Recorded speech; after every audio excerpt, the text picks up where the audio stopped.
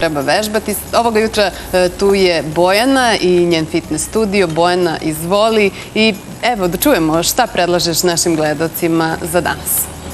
Dobro jutro svima. Evo, ja se već zagrevam. Znate kako je bitno da se telo dobro zagreje i pripremi za vežbanje.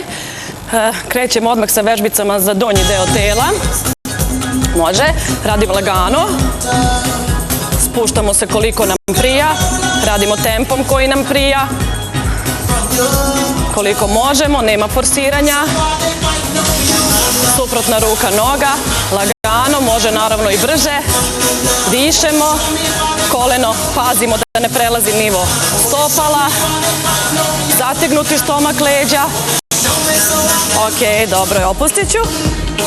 Sada ću raditi vežbicu za ruke, za gornji deo tela, kolena blago savijena, uvučena karlica i gore izdah, dole udah. Laktovi su povučeni što više unazad, ne smeju da padaju, postavljeni su uz glavu, mogu se raditi razne kombinacije. Da bude trening zanimljiv, dinamičan i ovako kad radite sami kao ja, da brzo prođe trening, a da bude efikasan.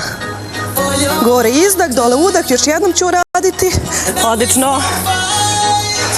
Prelazim ponovo na vežbice za noge. Laktovi u pravcu kolena, stežemo zadnjicu.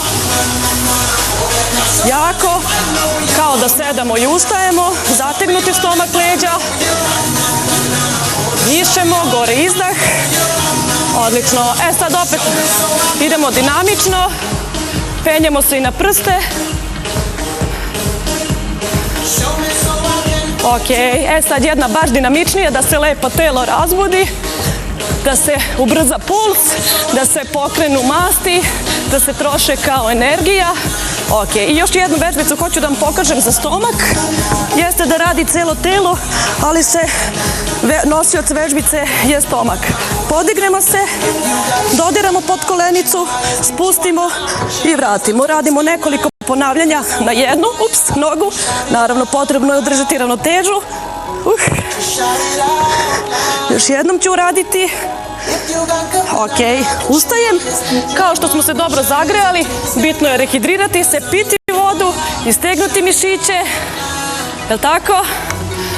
Da trening bude kompletan, da ima efekat, da budemo zdrave, zadovoljne, uspešne. Ćao!